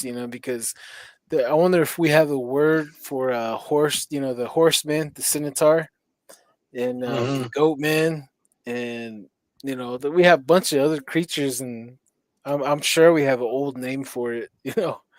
Um, Yeah, I was thinking the same thing too, because I seen that dog man or werewolf, whatever you call it. It kind of makes me wonder if there are names for these things that it's kind of faded away. Uh, wow. mm, Well, I guess yeah, that's why we started this podcast, huh? Just ask questions, hopefully get an answer somewhere. yeah, Yep. yeah. So, is there any other Bigfoot stories you got? Oh, I could sit here all day, man. I Oh, could right here. Here's part two. non-stop, man, non-stop. We're gonna do Um, part two. there's like I was telling you the story where my son saw a person first time through the binoculars. Uh, Um, I was coming back from work for the hunting opening season for that night, that week, that year, and I told my son, "Well, I'll meet you guys up there." And he had already went up there with his uncle and two non-believers, guys, that says, there's no Bigfoot, there's no such thing, there's no such thing. Well, they had gone scouting because the opening day was Saturday, but this was a Friday. So I told them, I'll meet you guys up there. I'll go back home, grab our camping gear, and I'll meet you back up there. So I got home late and it was already dark, and I was headed up and towards Bucklegot, and the road's pretty rough, getting up there, and I was getting to the really rough part, and it's a pretty good incline, so I was taking my time, and all of a sudden I see something come up on top of the hill, and I stop and I go, "Whoa, what's that?" First thing thought came across my mind was deer and elk, but I thought, no, deer's not just going to stand there, or an elk and just look at me. But it also there was only one eye. I'm like, what the hell? It's just one red eye. And I already knew I associate Bigfoot with red eyes because all the ones I've seen have red eyes when they wow. shine a light on them. And I'm like, holy cow, what is that? So I just kept going, and I turned and I kept going up the rough part. And I told my son, I'll wait in this one area for you guys because they were coming back out. And then we'll switch everything and we'll go back in and set up camp where we normally set up camp. And then I parked and I'm just sitting there, and about 5 minutes, all of a sudden my light's shining, and I guess whatever it was, I could see the one eye just walking way over there. I'm like, what the hell is that? It followed me up, and it's just walking and walking, and I could just see him back there about maybe 50, 60 yards. My headlights were enough to where it just catching one eye, and he's moving around. I'm like, what Mhm. the hell is that? I go, whatever it is, just got one eye. And then I see some headlights coming from way over in the distance, and I knew that was my son and my brother that were coming out. And as they were coming out, the Bigfoot was on the north side of the road, the dirt road. As they passed it, and they pulled up, and first thing, my son and my brother jump out. Oh man, you can't believe what just happened to us. I'm like, what? What's going on?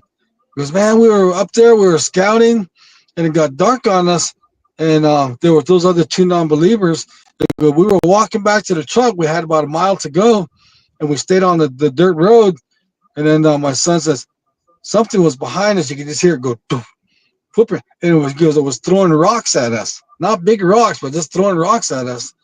And we got scared. We just kept going and kept going. But where it was, it just kept throwing rocks at us. So we kept going and said they got to the trucks. And then the two guys that were non-believers, they were on the other side of the truck. And then my brother started talking. Because then I told him, goes, "Hey Boone," he goes, and then Boone goes, "What? Get on this side. Get on this side of the truck." He goes, "Why?" "Look," he goes, "right there. That whatever it was but my brother. So it was Bigfoot. The same way that they have they somehow for some reason they like to put their hand on something and just kind of move around like this. My brother said it was you could see him up by the tree, and it was just standing there looking at them. And that's when they kind of saw the silhouette, but they still weren't total believers. He goes, "No, that's nothing. We don't know what that is, but that's not a Bigfoot." So they all jumped in. That's when they left, and that's when I was talking to them. And then and then my son was I'm getting some munchies handed to me here in just a second. Oh, I want some Pepsi. It's time to eat. Oh man, and, that looks good. and, and just then I go, "Yeah, you wouldn't believe me too, because there's one right there." I go, he goes, "What?" He goes, "He's right over there." It goes, "Yeah." Oh, goes, "Are you sure?" He goes, "Yeah." There's no wonder, because we passed right there, and something really awful came through the truck. The smell. I go, "Yeah, you just passed him right there. He's right there." And they broke out the spotlights. Sure enough, he was right there still, and he moved across the road where they drove in on, and he got a little bit closer. He was about after we investigated. After it was about 40 yards, and goes, "He's right there." It was shining the light. You could just see the one eye up at the top of the trees. Yeah. And like I said, these trees are like 10 feet, 11 feet tall. These what we have up there, and he was at the top of them. And then like, dang, it goes, "Yeah, you sure that's Bigfoot?" "I'm not sure, but the elk's not gonna hang around. Deer's not gonna hang around checking us out." So we got another flashlight, and there was a gap in between the two trees, about 10 to 12 feet. And that's when my son gasped. We were shining over there. This one was red, like a reddish brown. He crossed in between the two trees. That's when the two non-believers, first time they ever saw a Bigfoot in person, within 40 yards. And everybody's like, "Whoa!" Everybody's screaming, and then my son goes, "Nope." I go, What do you mean, nope? We're not camping. Nope, we're going back down." I go, "You don't want to camp? We're hunting tomorrow." "Nope, we're going back home." He didn't Oh want to man. camp up there, so we just turned around and we went home. So, but when we came back up next morning, we stopped there real quick, measured it. So that one were just kind of eyeball. He's around 11 feet too. He was big, but he wasn't scared. He came up, and something must have happened to one of his other eyes. But yeah, so we seen him cross, and he was a big dude, man. He was big. So yeah, that was up close. My second time that Dustin had seen one like that, but closer. Hmm. Over in Yes. Fort Defiance Plateau area, they told me that don't drive around at night. You know, just stay out of that area, because whenever someone hears Sasquatch scream or yell, everyone just shoots. The whole everyone who lives up there, they just shoot. They just shoot first. So I'm just wondering if that happened. Like if anyone just shot him in the head. Hmm. Someone got too I don't scared. know. Yeah, I respect them. I don't think I would ever do anything to that like that. Just that one time where it came in on us, when my son saw it through the binoculars, it did go through my head real quick. Like, it says 25 yards, man. He's gonna come right where that trail is. I'm right here. What if I shot him? do I know exactly where the heart is? What if I just wound it? What's that thing gonna do to me? I Oh know yeah. it's way, way faster than I was. And that ran through my head real quick. Then I seen that I didn't remember that commercial of Slim Jim where Bigfoot slamming that guy back and forth. I'm like, nope, I don't want that to happen. So I was like, let's back out, man. We left. So yeah, from that day I said, nah, they're curious, but I don't think I would ever hurt one. They're Messing with just Right. Sasquatch. yeah, Oh, yeah. yeah. Yeah. So Uh, If you huh. see one, So, there's more than likely there's another one always around. That's what everyone says, and so it's true enough. I think there's always two or three. But Darren, you had something you're gonna say? yeah. Tell me, do you guys see any lights in the sky? Is this place just Bigfoot only? Cause I kind of get to the no, concept that it's not. It's not no just lights. Bigfoot only.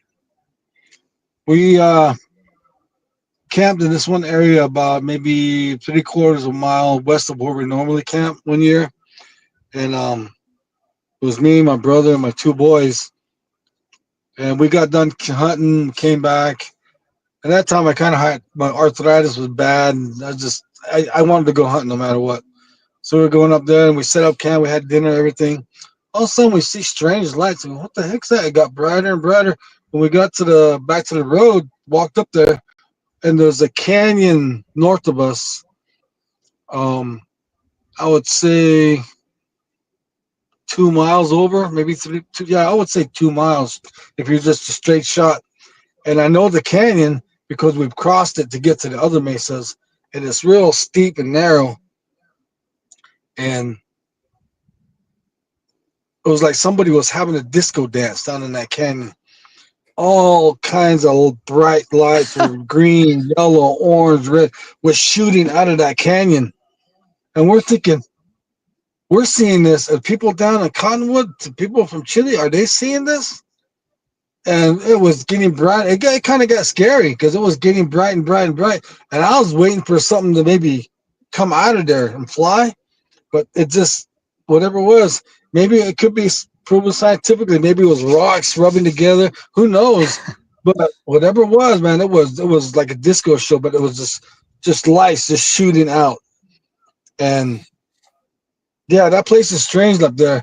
I tell everybody, if you ever go up there, anybody ever comes up with me, when you get up there, you feel like that a dinosaur is going to pop out at you. That's the kind of territory, the rough terrain it is up there. You just get that prehistoric feeling up there that you come Hmm. around the next corner, go on the next dip down. It's like something you're going to see some old dinosaur that never died or something. And that's the kind of place we hunt. And we don't hunt alone because if you ever get hurt, there's no cell reception up there. And if you get hurt, they're never going to find you. It's so thick, so dense, and there's so many, there's no high points to try to look at anything. It's just it's dangerous country, but it's exciting. It's just that excitement of the kind of country it is that makes us go up there all the time. And it's Hmm. just wild up there. But yeah, we've seen that. We've seen we'll be camping at night. You'll see things in the sky. It'll just stop. Just move around like, okay, we're just all right. We're just camping right here. You see strange stuff up there, that you don't Hmm. normally see anywhere else. And like you said, yeah, I think you're kind of going toward maybe that's some kind of energy on that plateau. You know. Yeah. Hmm. Yeah. It's not an uncommon thing, there- there's areas on the reservations out here that are just really spooky. They just give off a weird vibe, and it's not an uncommon thing for people to see, like what yours, like what you said.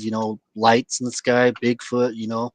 Uh, Witchcraft usually proceeds in those areas too, which it's the reservations. It's a real nice place to live, but it is gets pretty spooky sometimes. Wow. It's yeah, the lights. We have them over on the western portion of Navajo Nation too. Those deep slop canyons where Chief Hashkani survived Yeah. during those genocide days. My ancestors head out in them slot canyons as well. So those same slot canyons where people report seeing a cube, like a huge cube, hovering in the air, shooting lights and shooting like electricity or lights. It's doing its own light show in there. They're saying. So that's the Hmm. second time I've heard something like that. So Wow. so something happened a long time ago. I don't know if it's just a Yep. doorway, the interdimensional doorway from those guys from the other dimension to come through. Like across the Navajo Nation, we seem to have all these portal stories. And I don't Yeah. know if it's just us or like this is really ancient land, and like you're saying, like the forests in some parts of the Navajo Nation, there's never been a human being stepped on there. And if there was, it was thousands of years ago in most cases. you know Oh yeah, I've been to places like that. Yeah, it's where we've been the first ones to go there. But we hmm know we know no one's ever hunted where vehicles can't go, where you know it's a hike to get there, and it's like there's no way no one's been here. So yeah, yeah, there's places out there like that. Yeah, yeah, and you especially mentioned hmm and like you said, you guys mentioned witchcraft. Yeah, and I just this past season I was telling Don there um we hunted just this was just this year on the second week of this elk season. We camping at this one spot. First time we've ever camped there, and my wife and daughter came up that one day and they wanted a pinon pick, so I picked them up and we went and did some pinon picking during the day where animals aren't moving around. And my sons they went to a different spot towards Black Mesa, towards Peabody, and they're hunting out there, just scouting out some water holes. And then they called and says, "Hey, Dad, we're gonna head towards Pino and the Bashes. You guys need anything?" So my brother and Sammy, they were at a different spot. I go, "Yeah, just grab us some steaks, man.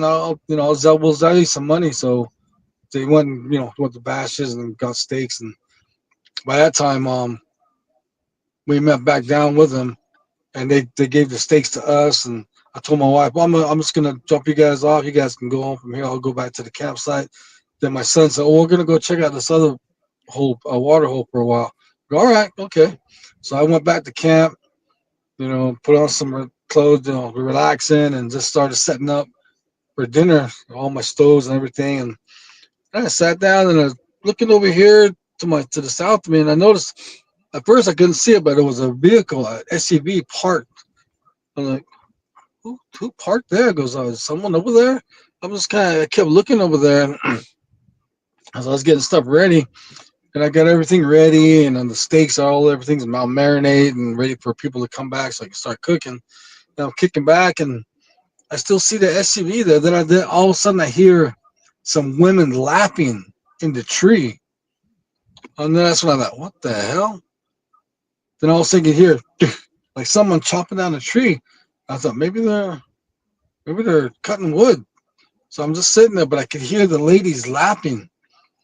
And this was when it was light. All of a sudden, it's getting dark and dark and dark. And like, this dark in them trees, how are they still pinion picking?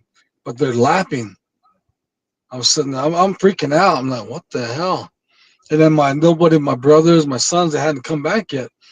And I'm sitting there, and almost got dark. And all of a sudden, you could still hear the knocking, like they're cutting down, or why are they keep hitting and knocking on a tree? What are they doing?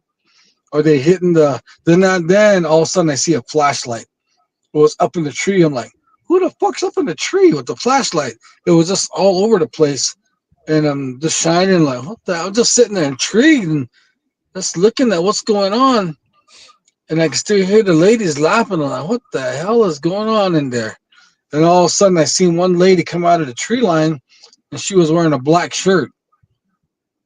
And I seen another lady come out. She was wearing a red shirt.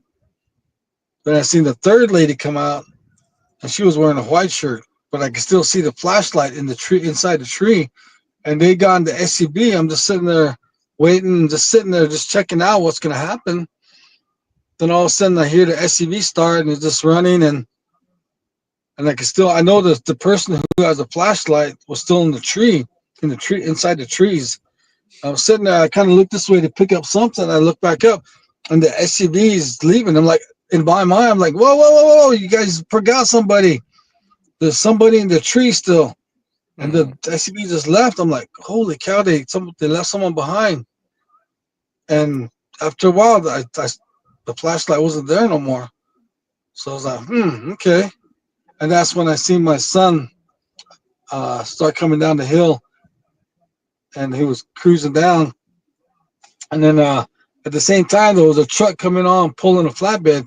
There's some weird stuff that night. He was pulling a flatbed in the dark, but he had something like I'm not kidding you, as the shape of a UFO, like this Oh man. on the flatbed. I'm like, what the hell am I? What's going on here?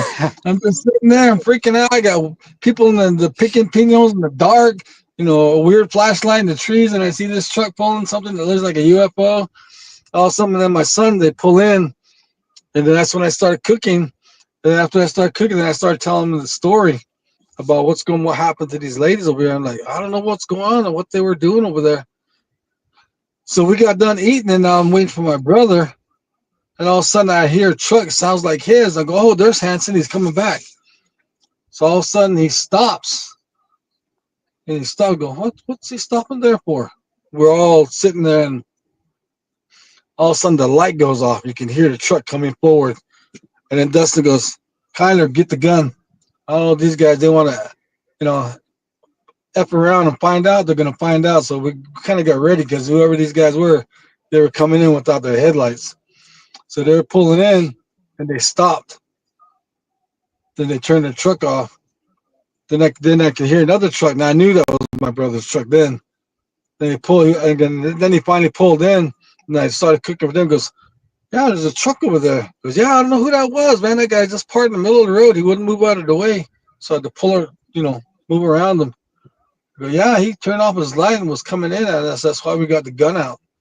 But after a while, he turned around, whoever that was. I probably think they were drinking, and so they left.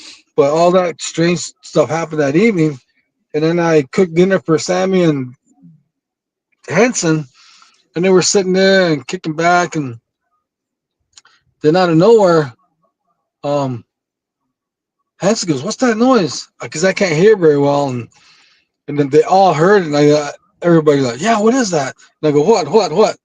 He goes, "Somebody's singing in the trees, Oh. right where I saw the flashlight that somebody left behind." And I go, Hans goes, "Yeah, somebody's singing." And Dustin goes, "Yeah, somebody's singing over there." So they got the flashlight, all the flashlight, shined it over there, and there was all of a sudden two green eyes popped out in the trees, not on the ground, in the trees. It was moving around in the trees, but it was singing a Navajo chant. Oh, That was the crazy part. It was singing. We don't know what, but it was a Navajo. And like, what the mhm. hell is that? We kept shining. Dustin jumped in his truck and got even brighter. It didn't scare it off. It was still, you could still see the green eyes moving around in the trees. So we're sitting there, what the hell was that? And I told him about the other story going, those had to be witches. Because my brother heard from my auntie that they're from up around, because she told Hanson, you guys be careful where you guys are hunting. There's some witches up there. Ah, man, that blew my mind. I go, fuck, they can't be witches. There's no way. But it would explain everything. Whatever this thing is, these ladies were in there. When it was dark, just laughing, came out of the trees when it was dark. I didn't see them carrying no pinos, no buckets, no pails. So I don't know what the hell they were doing in those trees with all that knocking going on. So we just kind of, after a while, the eyes disappeared, and all right, we just started kicking back. So as I was cleaning up, as we started to clean up, get ready to go to bed, and I scraped out the food, and I kind of where I was parked, I dumped the food about 20, I would say 20, 30 feet away from me, and I dumped it. And as soon as I was walking away, about maybe 20 feet, something jumped down, wham, right where I just dumped the food. Just as quick as it came in to grab what I just dumped, went back up in the tree. Damn, I mean, I've never been so scared, startled that bad. I just jumped up, man. My son's like, he goes, what's going on? I go, something just almost pounced on me, but it's already back in the tree. So my son was like, "Whatever you want, what do you want?" And you could hear it up there. So he just got the revolver and just like boom, let off one shot into the tree. So we're just sitting there. What the fuck was that? And all of a sudden we're just sitting there, and then all of a sudden my son goes, "Whoa!" Right there. And just as soon as we all turned to the west, because there's a fence line right where we're camped at, a barbed wire fence, and right about that, what they say about 30 feet on the other side of the fence, whatever it was kind of a grayish white, big sucker. It just boom went into the sagebrush. And then what the hell is that? So we all got our flashlights, and just right then, Dustin again, boom, shot up a shot into the sagebrush. We don't know what it was. We just kept the flashlight on it. And I said, I'm not staying here. We're loading up. So I started on, everybody's just agreed. So we all started to break down our tents and everything. And I told Kyler, keep the flashlight right there. Whatever it is, we don't want it to move. And as we got done, then Kyler jumped down real quick to help us put some stuff away. And he kept the flashlight over there. And then right before we're getting ready to leave, we shined the light more. And whatever it was ended up way over there, was looking at us again. Like, what? We don't know what it was. Before we left, Dustin just shot at the eyes again. Boom. We never went back.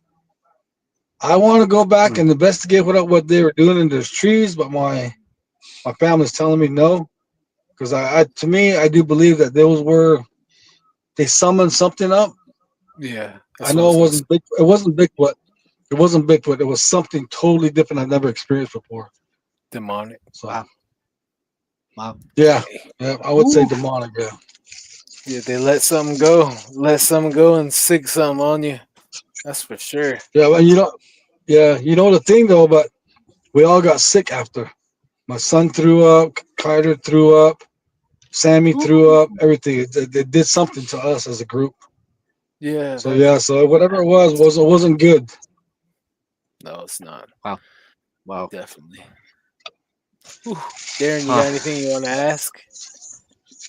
Uh, were these women uh Navajo by chance, Yeah, or did you see their Navajo? Oh, yeah, they're wow. Navajo. Yeah, just by looking at them, they were right around 30, 35 years old. Just by Hmm. seeing, they weren't old, and they weren't young either. They were just right in the middle. Wow. Just Uh, learning that thing, huh? We got Sparky's Paranormal Outdoors is not showing us team, if I remember right. Huh? Yeah, the Lizard Elder. Yeah, you said it right. See here, Polar Nights. Hello from North Norway. As a Sami, it is nice to see and listen to First Nation brothers from over the sea. Oh yeah, thank you, oh Polar yeah, no Nights. way. Wow. Right on. Oh, thank Oh, you. likewise. Says, good, you made it back safe, Ben. Oh yeah, Oh yeah, I likewise. mean, I still want to go back, but it's gonna have to be a group of us that's gonna I'll check that out. Yep. Darren, Yep. Darren. Yeah, you got one right here. You got Yeah, two. I wanna I'm a light I wanna sleeper. know what. Yeah, I want to know what went on up in them trees. Yeah. I'm curious as hell. I mean, whatever it was, they brought something into the world that was quick. Because in order to get from where it was at to where we're at, he had to jump down a ravine that's 20 feet down and about 20, 25 feet wide. Explain that to me. Wow. I mean, Unless it's and all in that the quick. forest. Yeah, who Yeah, knows, huh? Yeah, we got Sparky's Paranormal Outdoors says sounds like a Sahanadle. Maybe. Let's see maybe. here. Yeah. Yeah. It's the Polar Nights here again. As a herder of reindeers, we never whistle at night. Not everything in the night are friendly. Yeah. Yep. Wise Oh yeah. words. Yeah, Yep, that's we right. say the Yeah. Mm. same Yep. thing. Then Sparky's Paranormal and Outdoors says females, and having that happen is a kennel dog. Maybe a dark one. Maybe an Yeah. evil one. Yeah. Man, now that Wow. is a That's sight to see right there. yep. That is that is something new. Never heard like that. Uh, Um, not to point pick and something to laugh at, but how do these how were these ladies laughing? Were they sounding like your drunk, belligerent, state line aunties laughing? You know, your typical Navajos. Snaps, the ones that snaps, Yeah. Well, Tempe. That was okay. it would be like say you're a kind of laugh. It's not evil, but say you're making fun of somebody. You know how you laugh after making fun of Mhm, somebody, or your intentions aren't good, and you laugh about it. You know that mhm. it was that kind of laugh.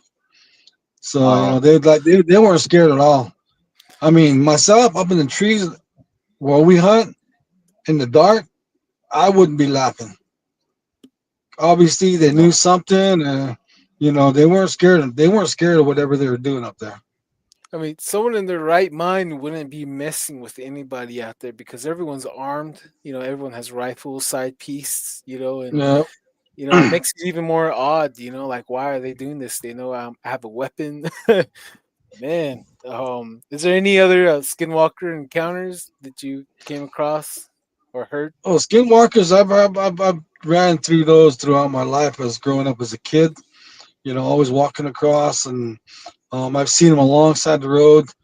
I was actually going to work one morning in Kayenta, Arizona. I was doing a hospital over there, and my son and I were traveling early, around about 4 o'clock in the morning, and right before the intersection, then it turns to Kayenta. There's some houses alongside the road. I'd say a few miles before the intersection. I mean, this is early in the morning, dead of winter, cold as hell, and we're cruising along. And I seen something. I go, "What?" I already knew what it was. I go, "We cruise." We slow down, and it was some.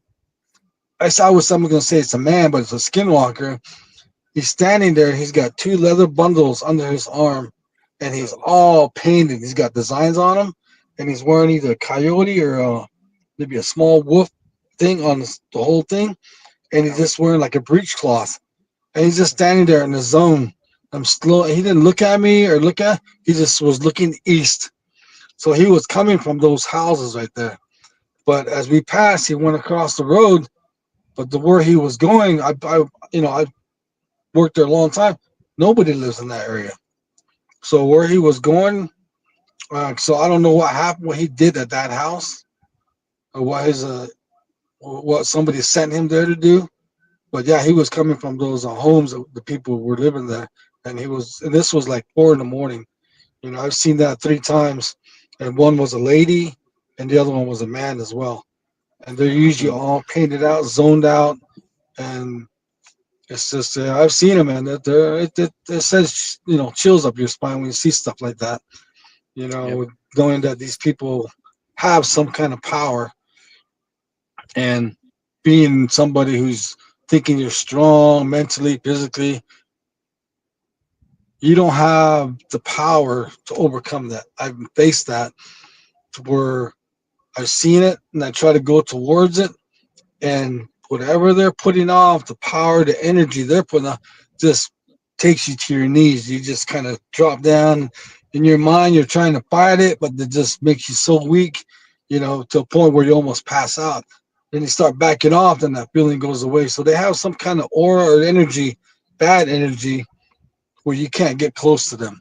And I've experienced that a few times where even at my own homestead, you know, my son or my kids say something's outside, dad. It keeps knocking. So I'll go out. I already know something's there. I can feel. But the closer I get to wherever they heard the noise, it just gets so strong. I can't go any further. It almost takes the power out of you. Then I know, okay, I'm not scared of you, but you have a power that I can't overcome. Then I just back off, and I'll just let it know, whoever you are, whatever your intentions are here, get out of here, please. We got nothing to do with you. Whatever you're doing, just please leave, because they got a certain power about them that just, um, that will prevent you from seeing them. It's just I've noticed that, and it's Mm. true. Like I said, a lot of people say, "Nah," it's probably go. Like I said, until that happens to you, yeah, it's hard to believe, but hmm they do have that kind of power.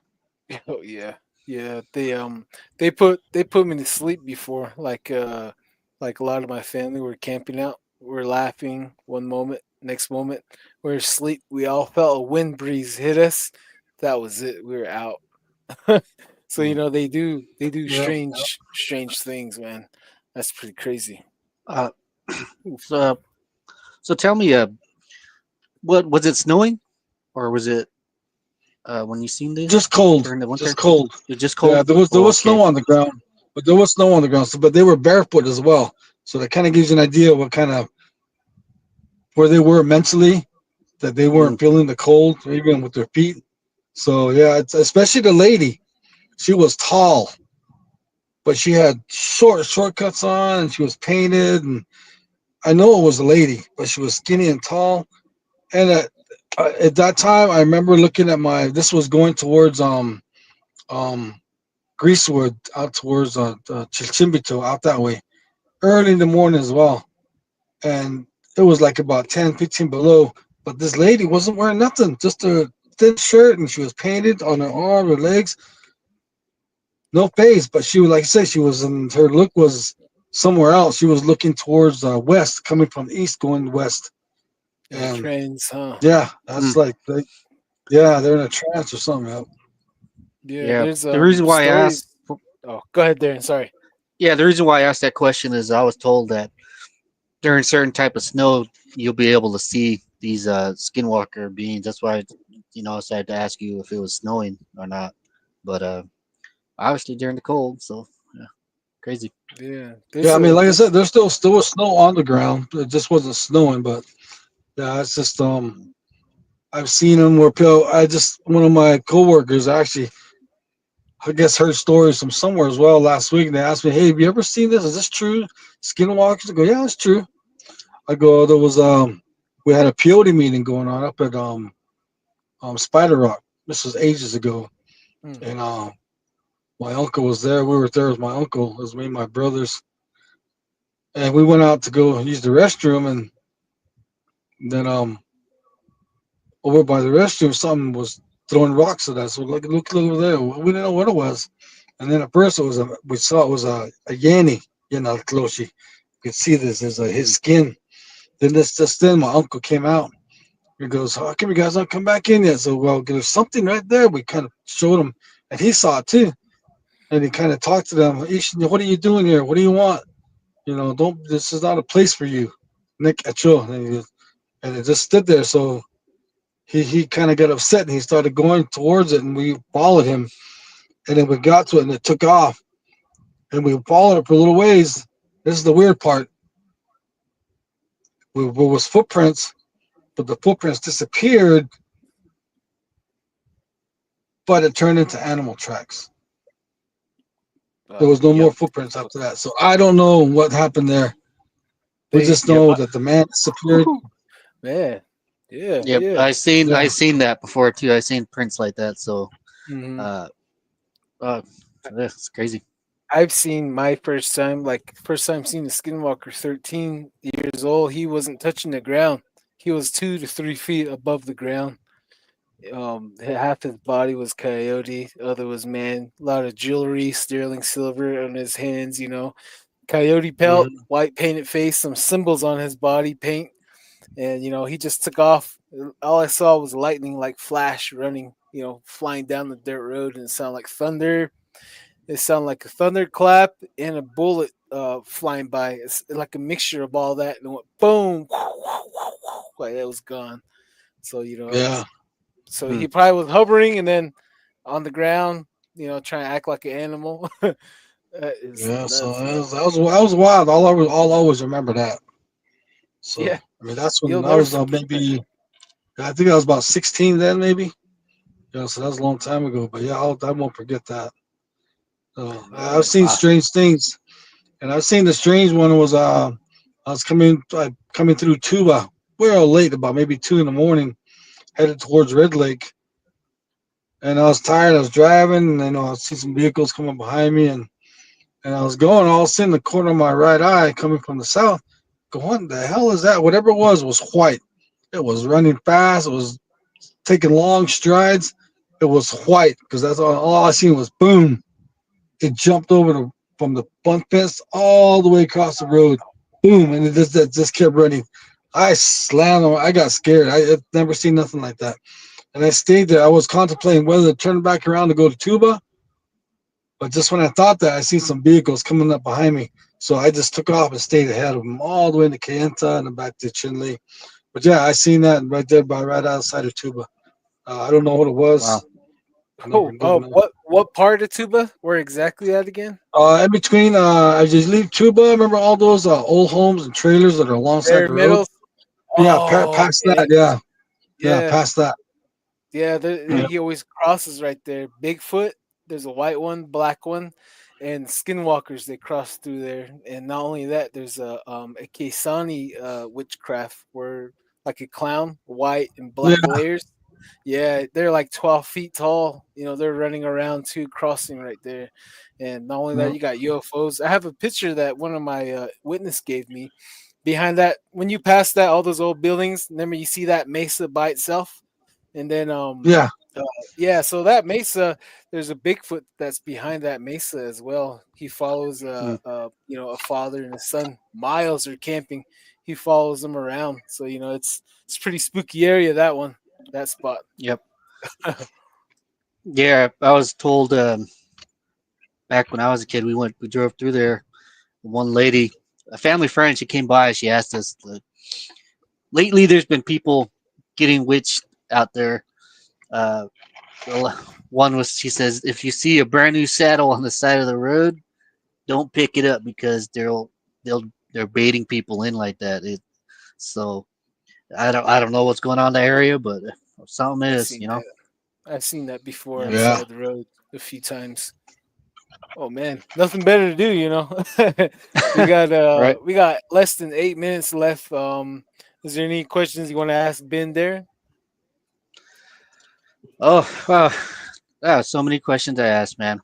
Uh, it sounds like you got a bit more, a lot more stories to tell, especially with the Skinwalker entity, these Yannick Logi type people. And you got any little people?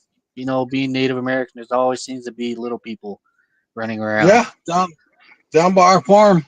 Um, this is 2 years ago. My brother, we live from Chinley. We got a farm down the road about 5 miles, and it's right next to a wash. And then one night, just right after it happened, my brother called me. He goes, "Bro," I go, "What's up, man?" He goes, you don't want to believe what I just saw." I go, "What? What?" So I go, "I don't know, bro." Like, tell me. He goes, "I just saw a little person." I go, "What do you mean? A midget?" "No, no, no, not a midget. A little guy, real tiny." I go, "What do you mean?" He goes, "This thing was about a foot tall, right there by your trailer." Like, whoa, by my trailer? Yeah, I was going to, because our trailers are about maybe 300 yards apart. Cause mine's first to get past. He goes, I was cruising right there. Then out of nowhere, this little thing came out to the road. He goes, it was a little person, little tiny thing. He goes, he was wearing clothes, but it was all ragged. He goes, little. He goes, it was a little man. I go, no way. He goes, bro. He goes, I'm shitting you not. He goes, it ran towards your trailer. I go, come on, God, the last thing I need is something like that in my trailer. It goes, yeah, man. It was. My headlights was right on it. It goes, just when I came around, he came out to the road. He goes, I freaked out, man. I startled. He goes, it just stood there. Then I just, possessed that little bit and it took off back into the weeds, but it went towards your trailer. So yeah, we Mm, got him around. Nice. wow. So yeah, Uh, Love that's it. wild. Yeah, sounds that's like good. sounds like we need a part two. Part two Oh, going yeah, Maybe. on here in a bit. we just scratched the surface. Oh Uh, man, heck yeah! All all right, we right. said Yeah. it. Part two coming up. September. I am open. So if you want to, book, we'll book it. We'll book it. I'll get with you after the show. Right This on, is right on. some great stories. We got some people right here. Let's see here. Let's see here. Mr. Soto, greetings from Miami, Florida. Great show, guys. Hey, thank you. Oh yeah. Let's Thank you, see. thank you. the cursed ones, skinwalkers, here watch over us. They never heard us for as long the story of the old ones have been told. None of them have heard of Sammy. Well, maybe they have their own variation out there. Maybe, possibly. Hmm. See here, polar nights. The walkers are here for a reason. Since the start of time, they are the silent guardians. Maybe. Uh, Maybe. Says Sparky's Paranormal and Outdoors. With all respect, I ask for you two to talk to your elders and ask them about speaking its name. Oh, I think they're talking about Yena Dloshi. Hmm. Thanks for the stories. This is how we remember the past. Oh yeah. Thank you, yep. Ben. Yeah, this is Yep, you know, we'll never forget them. oh yeah. Mm. Never ever. But yeah, we got let's see 3 minutes left. Is there any final questions you want to ask there? Or hey Ben, you got anything on your mind you want to share with the viewers and listeners out there? Yeah, like I always say, man, if nobody believes anything, I invite anybody to come out in a good time. You know, like right now it's kind of bad because where I go, there's a lot of snakes, so I try to avoid the summertime. But early spring, then fall is the best time when the snakes are mostly gone, and that's the best time. I've yet to have anybody come out yet to take up the offer of camping out. I told them we have to camp. That's the only way. I will not go up there during the day. You have to camp out a night or two, and that's when they get scared and back off. So, you know, just for anybody out there, I'm up to it. I'll take you up there. We just got to camp. We just got to, you know, that's the only way. And Well, I every, guarantee you will hear, see, you will experience something. Sniff something? Yeah, yeah. Yeah. definitely. Well, you got two takers here. Oh yeah, August. Might break that. Oh yeah, August, October. I think that's probably the more better Yep. uh like Yep. weather. Before the Yeah, heavy snows Mm. hit. Yeah. yeah. Yeah. Like I Kurt. was telling Oh, Don that it's rough country up there. You can't get up there when after it snows. It's too rough. And then like in the monsoon season, you get up there, it rains hard, you're stuck up there. So it's mm, just kind of those dates are probably early and late. You know, that's the best time. So yeah. Perfect weather too. uh, Kurt W75 says, "Awesome show again, guys. Don and Darren, thank you both for the great show and your hard work. Peace. Ben, it was great to meet you, and thank you for your stories. Stay safe and keep up the Yep. good work." Oh right yeah. on, right on. All right. All Well, right. the story's still Yeah. being written right now, huh? For Oh yeah, Oh yeah. and oh yeah. well, yeah, we'll be out there. Yeah. We'll be out there. Then he says, "Awesome show, guys." Let's see here. Oh, right here. Okay. Yeah. Nice. It's nice to see you guys chat in the comment section. It's pretty cool. Well, yeah. Yeah, we're gonna call it right here. And Ben, thank you again, the guest of honor today. This is your episode, and this is basically your life story right here. And thank you for your time. Is really valuable in this day and age.